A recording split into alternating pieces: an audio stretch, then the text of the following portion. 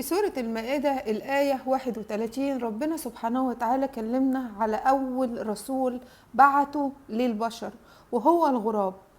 ربنا سبحانه وتعالى بعت لنا الغراب ده عشان يعلمنا حاجة مهمة جدا، يعلمنا ان البشر هم اللي بيظلموا نفسهم، وان ربنا سبحانه وتعالى ما بيظلمش حد، وان لما قتل الاخ اخوه فتح باب الظلم على نفسه.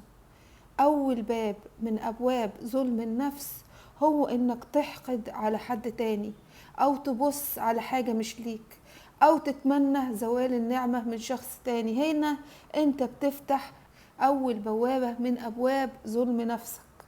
مهم جدا تفهم ده، تفهم ان الضيق اللي بيجيلك في صدرك او الحسد او الحقد او الغيرة او تمني زوال النعمة من الناس، ده انت ممكن تقفل عليه جوه نفسك وما تطلعوش، ولكن المشكلة بتحصل امتى؟ لما بيتحول الشعور ده وبيزيد يزيد يزيد لدرجة ان انت تبدأ تأذي اللي حواليك. فمثلا تأذي أخوك أو تأذي أختك أو تأذي زميلك في الشغل أو تأذي ولادك أو غيره أو غيره أو غيره. في قصة قابيل وهابيل ربنا سبحانه وتعالى حطوهم لنا كمثال، كرمز، رمز للخير والشر، رمز للنور والظلام، رمز للعطاء والمنع. ربنا سبحانه وتعالى حب يقول لنا ان في نقيضين جوه الانسان، والانسان هو اللي بيفتح الباب بنفسه للسوء. ممكن في بعض اوقات الانسان ما يدركش ويعرف ده بسبب جهله او بسبب قلة علمه او هكذا، ولكن ربنا سبحانه وتعالى لازم هيحاول يخرج لك اللي في نفسك عشان تشوفه وترجع تعدل اللي في نفسك تاني. وده اللي حصل في قصة قابيل وهابيل، ان ربنا سبحانه وتعالى اظهر لقابيل اخوه الطيب المسكين اللي هو عايز يعيش وهكذا، وحرك جواه شعور الحقد تجاه اخوه لما اخوه قدم قربان وتقبل منه وما تقبلش من قابيل، فبدأ يخطط ازاي يقتله ويخلص منه علشان ان هو يقدر يكون له مكانة كويسة او هكذا. وده تفكير شيطاني، ده تفكير شيطاني، ان انت تفكر ان انت احسن من فلان وتستحق عن فلان. ده تفكير مش كويس وبيؤدي بيك في الاخر ان انت تاخد حاجة مش بتاعتك، يعني تعتدي وتبغي على ما ليس لك. ودي طبيعة اغلب البشر واغلب المخلوقات، ولكن المخلوق الوحيد اللي ربنا سبحانه وتعالى حط فيه ميزة العدل المطلق هو الغراب. ربنا سبحانه وتعالى اختار الغراب عن باقي المخلوقات لان الغراب عيشتهم تقريبا في عيشة مجتمعية زينا كده، بيعيشوا في جماعات، ولما واحد من الغربان بيعمل مشكلة لازم بتتنصب له محكمة ولازم يدي الحق، لازم يرجع الحق.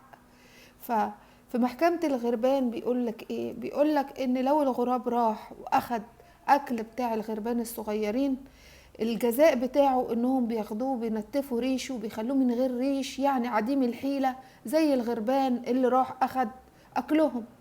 يعني ده زي عندنا كده اللي بيروح ياخد مال اليتيم ويقول لا ده انا هاخده وانا هحافظ عليه وانا ويطلع في الاخر لا بيحافظ ولا بيعمل، وخد الفلوس وضيعها على الغلبان اللي ملوش اب وملوش سند في الدنيا.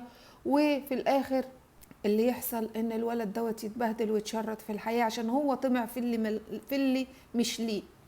مثلا في حاجة تانية كمان عند الغربان، ان لما الغراب يبص لغراب او لأنثى غراب تاني اللي بيحصل ان ده لازم يتطبق عليه حد القتل، فبيتجمعوا كلهم في وسط زي ساحة كده او مكان واسع، ويتجمعوا كل الغربان ويقيموا محكمة عادلة للراجل ده، الراجل اللي خرب بيت الست دي وشرد ولادها وهكذا. يفضلوا يضربوه بالمنقار بتاعهم لغاية لما يموتوه وياخدوا جثته ويروحوا يدفنوها بعيد. وده يدينا مثال لبعض الرجالة اللي بتروح تشوف الست متجوزة وتشوف عندها أولاد وتقعد تخبب عليها وتخبب على جوزها وتخرب الحياة الزوجية وتعتقد ان هي بتصلح، او هي انا بحبه وهو متجوز وهي بتحبني وانا متجوز، وكل الكلام ده. للأسف البشر عندهم بغي كتير زي ما انا قلت لكم، واحنا في الحياة دي ربنا مش حاطط لنا عقاب، ولكن العقاب بتاعنا بيكون في الآخرة، وبيدينا ربنا سبحانه وتعالى العمر ان احنا نحاول نصلح واحنا عايشين، ولكن للأسف الناس في غفلة كبيرة. كمان لما الغراب بيحاول ان هو يهدم عش او بيحاول ان هو يخرب شيء، بيكون ملزوم عليه انه يعيد بناء العش ده ويعيد تصليح الحاجات اللي خربها دي. الغربان عندهم قوانين عادلة كتيرة كتيرة كتيرة يا جماعة، وللأسف احنا البشر ربنا سبحانه وتعالى حط لنا القوانين كلها في القرآن الكريم، واغلب البشر لا بتقرأ القرآن ولا بتطبق القوانين، فظهر الفساد في كل حاجة في كل حاجة، وكمان ورثناه للأسف. فنرجع تاني لقصة قابيل وهابيل. لما قابيل قتل هابيل معرفش يتصرف ازاي، ولكن اللي حصل ان ربنا سبحانه وتعالى بعت له الغراب الاسود عشان يبين له ازاي يدفن اخوه ويداري المشكلة، او المشكلة اللي هو عملها في نفسه انه اذى اخوه قتله. هو ما كانش يعرف ان ده غلط، وما كانش يعرف ان ده سوء، ولكن واحد من الامم اللي زينا اللي ربنا قال عليها امثالكم جه عشان يوضح ويبين ان اللي انت عملته شر. ورمز الغراب الاسود هو يعني معناه ان انت وضعت اول بذرة سواد على هذه الارض، هذه الارض اللي تهيأت وطلعت احسن ما فيها من بحار وسماء وشجر وزرع وكل الحاجات الحلوة عشان تستقبل الانسان. هي كانت الجنة قبل ما يحط الانسان رجله عليها ويبدأ يبص للي مش ليه وياخد اللي مش ليه وكل الكلام ده. اذا في كام نقطة كده لازم نفهمهم من قصة الغراب مع ابني ادم. اول حاجة ان العين هي بوابة النفس. كل ما عينك بصت للي مش ليك، كل ما عينك تمنت حاجة مش ليك وما ساعدش انت بنفسك عشان تعمل الشيء ده وعلشان خاطر تطور من نفسك وتكون احسن، ده معناها ان انت بتفتح جوه نفسك الحقد والحسد على الناس.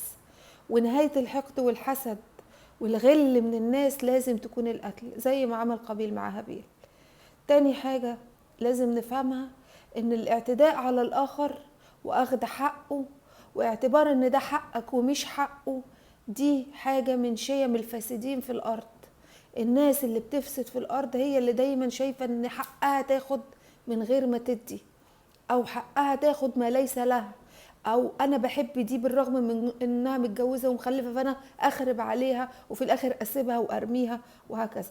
فمهم جدا نفهم ان الاعتداء سواء على الاب الام الاخ الاخت الزوج الزوجه، اي اعتداء باي شكل من الاشكال سواء لفظي او سواء جسدي، ده معناه ان الانسان ده فاسد، في حاجه جوه قلبه مش كويسه لازم يشتغل عليها ويصلحها. تالت حاجة لازم نفهمها كمان من الدرس ده ان في وسط الضلمة لازم تظهر لك الحكمة، ولازم العدل الالهي هيتطبق. لازم لما هتغلط او تاخد اللي ملكش فيه لازم يا هتمرض يا هتفقد حد بتحبه، يا هيحصل ان انت تتمادى ويزيدك ربنا من النعم لدرجة ان انت تنسى ذكر ربنا سبحانه وتعالى. ووقتها لما بيجي الاجل خلاص مفيش رجوع، بتكون انت عديت الحد. ولما تعدي الحد هتلاقي هناك في العالم الاخر كمان مشكلة كبيرة مستنياك، لانك لازم تدي الحقوق. ووقت ان انت تطلب من الناس انهم يعفوا عنك ويصفحوا عنك الكتير مش هيعملوا كده. ليه مش هيعملوا كده؟ لان انت ما رحمتهمش في هذه الحياة، لان انت ما اديتهمش حقهم في هذه الحياة. اذا الغراب هو مش رمز شؤم، بل بالعكس، الغراب هو رمز الحكمة والعدل في الارض دي. وانه الظلام بيجي بمجرد ما الانسان يفسد، بس الانسان قرر انه يفتح بوابة العين ويبص، ساعتها مش هيقدر يوقف نفسه، لان النفس مشكلتها مشكلة كبيرة، ان النفس بتزيد في الشهوات، يعني تحب كتير الشهوات والفساد وعدم الانضباط. وده مش من شيم الغراب اللي الاغلب بيشوفوه فال شؤم. الغراب من المخلوقات العادلة بتطبق القوانين وبتعمل امر الله. انا دينا اللوزي بتمنى لكم كل السعادة. باي باي.